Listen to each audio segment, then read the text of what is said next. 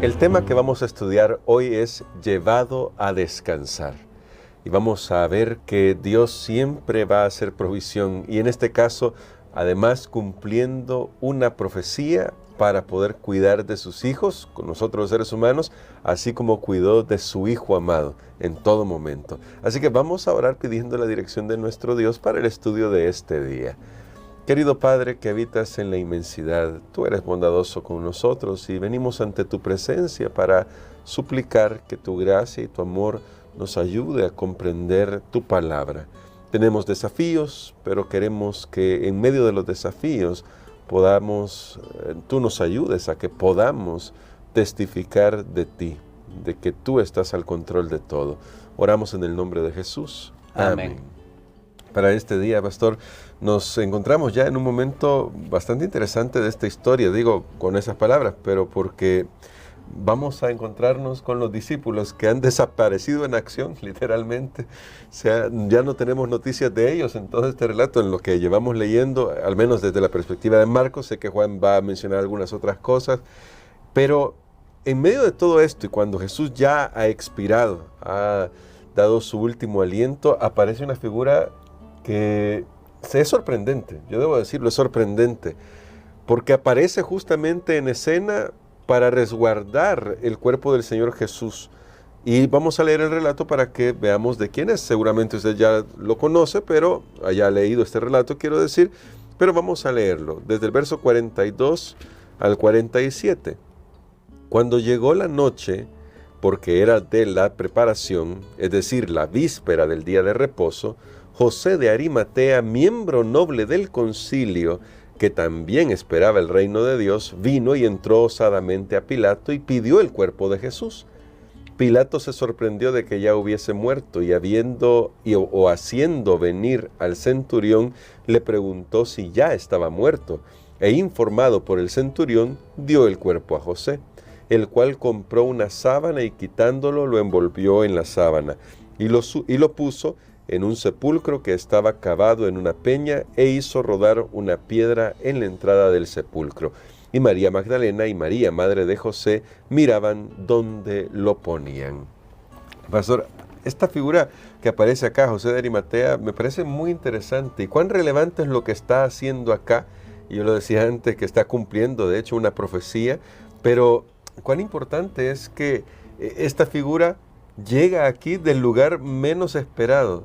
Es un noble del concilio que deberíamos entender no participó exactamente de todo lo que hicieron el resto, pero era parte de ese cuerpo que en su mayoría no tenían simpatía por Jesús. Bueno, en realidad es bien interesante. Recordemos que del mediodía, de las 12, si lo podemos decir de esta manera, a las 3 de la tarde, hubo gran oscuridad que rodeó la crucifixión de Jesús y él siente la separación. De hecho, en toda la Biblia entera es la única ocasión en que Jesús no llama a Dios Padre, porque hay una separación ya que Él se hizo pecado por nosotros. Sin embargo, aún en esa hora oscura, Jesús no estuvo solo. Y aunque la presencia de Dios fue de juicio, también fue de seguridad de que su obra iba a ser aceptada en favor del ser humano, porque Marcos, y digo esto para unir con lo que habíamos ayer cerrado, Marcos dice que Jesús expiró, Dios dio como un suspiro fuerte, pero Juan registra que él dijo una palabra. En español lo tenemos nosotros que son dos palabras. Consumado es. En griego es una sola palabra, tetelestai, que era en realidad un clamor de victoria. Jesús no murió derrotado, él murió victorioso y pudo aferrarse al final por la fe a la promesa del Padre, y dice: en tus manos encomiendo mi espíritu. Pero eso es hablando de esa parte espiritual, esa parte cósmica. Pero aquí en la tierra, de seres humanos, ¿a quién tenía Jesús? Sus mejores amigos, compañeros de viaje lo habían abandonado. Al menos, bueno, sabemos por Juan que él está ahí cerca de la cruz, de tal manera que Jesús lo ve junto a su madre y se le encomienda, pero en realidad Jesús parece que ha sido dejado solo, y de hecho tenía que ser así porque nadie más podía llevar ese peso de la carga del pecado y salir victorioso. Eso solamente lo podía hacer Jesús. Sin embargo, ahora hay algo bien interesante. Dios siempre tiene a las personas correctas en el momento, en el lugar correcto. Dios siempre tiene a las personas correctas, y a veces son las personas, como usted lo mencionaba, inesperadas, que no pensamos que van a estar ahí. Uno de ellos es un noble que pertenecía al Sanedrín. Tanto que hemos hablado nosotros del concilio o el Sanedrín, que estuvieron en contra de Jesús. Sin embargo, ahí secretamente José de Arimatea había llegado a desarrollar una simpatía por Jesús, que no la había hecho pública abiertamente, pero ahora la cruz, lo mismo que sucedió, que la cruz reveló la identidad de Jesús como Hijo de Dios, de tal manera que un centurión lo pudo ver. Ahora la muerte de Jesús en la cruz rompe esa barrera. Recordemos quién era José de Arimatea. Si era parte del Sanedrín, era una persona muy importante, y él tenía mucho que perder. Si él se afiliaba abiertamente a Cristo, definitivamente él tenía mucho que perder. Creo que en el libro de San Juan nosotros tenemos, no anoté aquí la expresión, pero cuando Jesús hace la curación de un ciego, los padres de este ciego tenían temor de hablar acerca de la curación realizada por Jesús a su hijo, porque dice que había una orden del Sanedrín, de los fariseos, que iban a expulsar a todo el que creyera en Jesús, que lo iban a expulsar de la sinagoga, me refiero.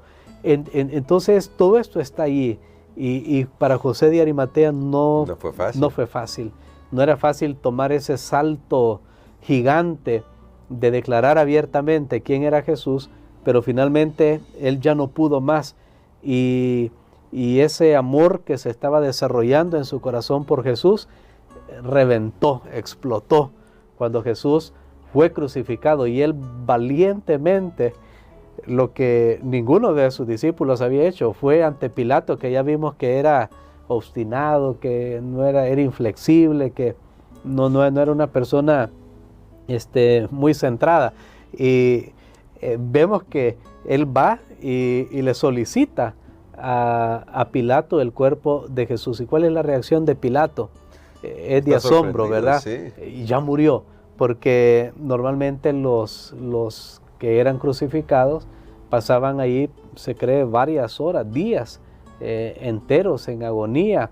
Era en realidad no solo la cruz, no era un instrumento de tortura, sino era un instrumento de tortura para llevar a la muerte. O sea, el punto focal de la cruz era la muerte, pero no una muerte rápida, sino una muerte donde la persona colgando ahí estuviera sufriendo, tuviera una agonía intensa. Por supuesto, los romanos hacían eso para desalentar, ¿verdad?, cualquier sedición, cualquier rebelión contra el imperio. Entonces, es lo que tenían ellos ahí.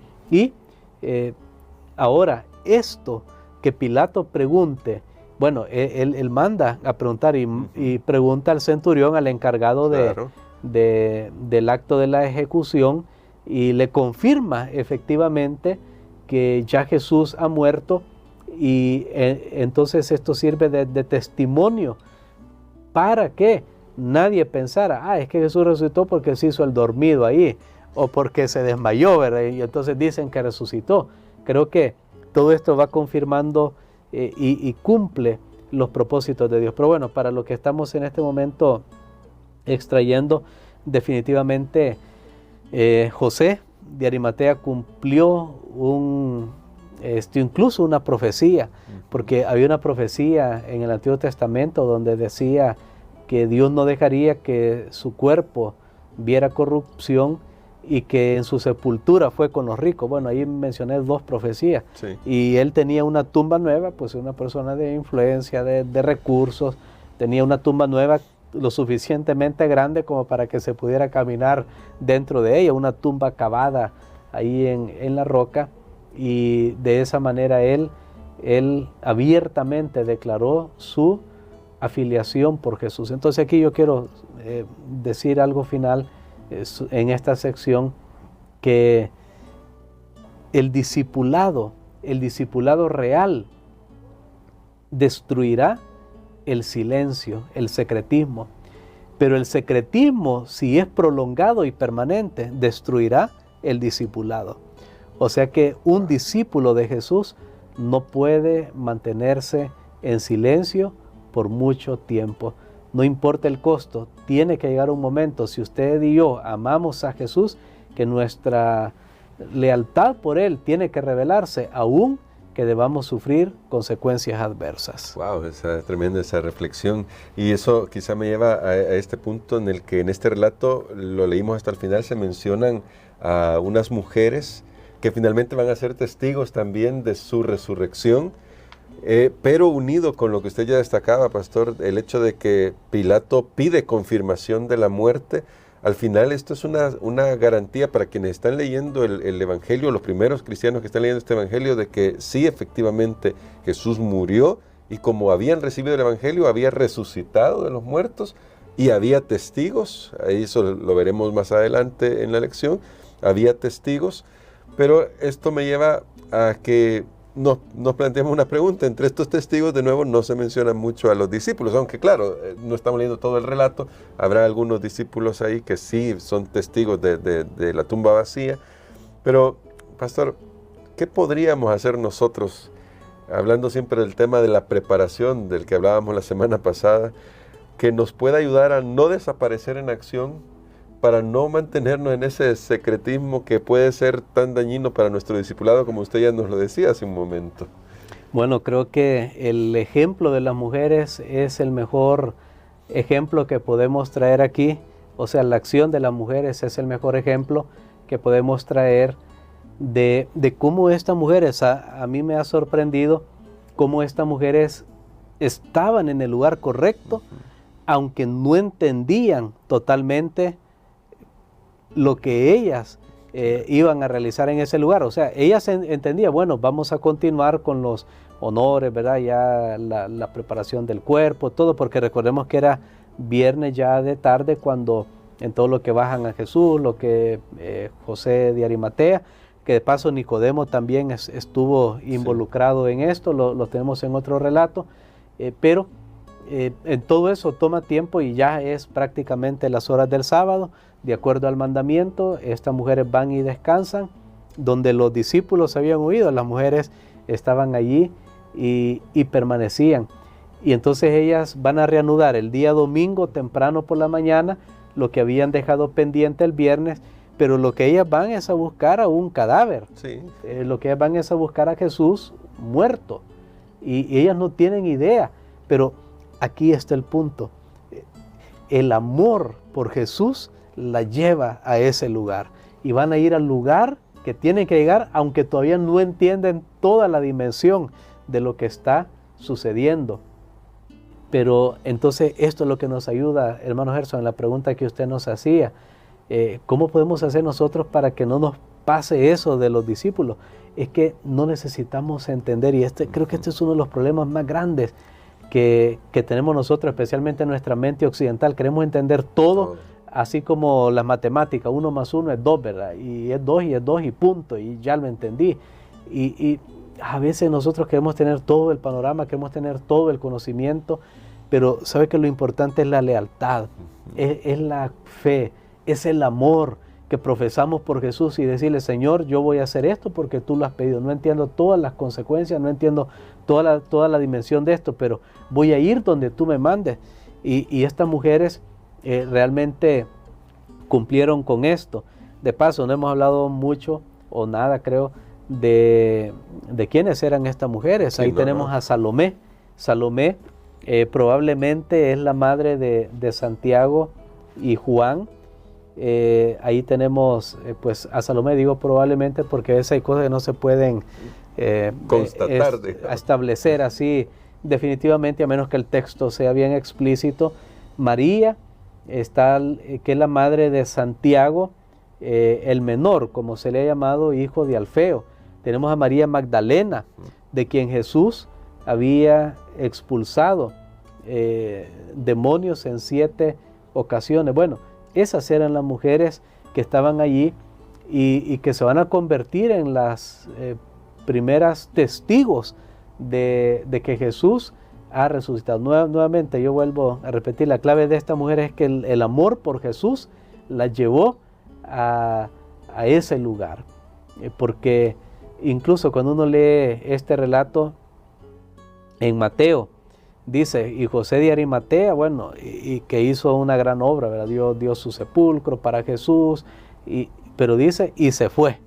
Pero estas mujeres se quedaron ahí. No estoy diciendo que desde el viernes se quedaron ahí, pero se quedaron ahí algún tiempo y regresaron temprano. Entonces, esta devoción por Jesús hizo que ellas actuaran de esta manera. Y pienso que es un buen elemento, hermano Gerson, porque a veces las mujeres han sido vistas como excluidas de las bendiciones de la predicación del Evangelio. Creo que es una buena oportunidad para recordar que cuando todos huyeron, estas mujeres estaban allí fielmente sirviendo a Jesús y se convirtieron en las primeras que proclamaron, que atestiguaron y proclamaron que Jesús, bueno, tanto de su muerte, porque eran otras que constataron que él había muerto, y al final de su vuelta a la vida a través de la resurrección. Amén. Tenemos mucho mensaje acá y esperamos que usted siga estudiando la palabra de Dios. En este momento le vamos a pedir al pastor que ore por nosotros para que estemos, para 2 cosas. Uno, para que estemos siempre preparados para estar en el lugar correcto donde Dios nos manda, aunque a veces no comprendamos, como decía nuestro pastor. Pero 2, también para que tengamos un corazón abierto a recibir a todo aquel que se va a poner y que se pone de parte de Dios, aunque de lugares que ni siquiera imaginamos, lugares que no imaginamos que pueda venir un hijo de Dios, pero que nosotros estemos abiertos a recibirlos en la familia de Dios. Amén. Padre, gracias te damos, Señor, porque tú conoces cada corazón. Y tú sabes, Señor, que tal vez alguna persona en este momento no te está sirviendo tan visiblemente, pero que en el fondo de su corazón le pertenece a Jesús. Gracias, Señor, porque tú ves esas almas y tienes una hora precisa para que ellos se manifiesten y salgan del secreto, del discipulado secreto, para un discipulado visible y activo. Ayúdanos, Señor, a aquellos que ya tenemos mucho tiempo de ser discípulos, para ir abiertamente siempre a declarar nuestro amor y lealtad por Él. Gracias, Señor, porque tú eliges a hombres y mujeres para proclamar tu palabra hasta los confines de la tierra. Si en algo, Señor, nosotros que estamos repasando esta lección, que estamos escuchando, podemos también servir, envíanos a nosotros en el nombre de Jesús. Amén. Amén.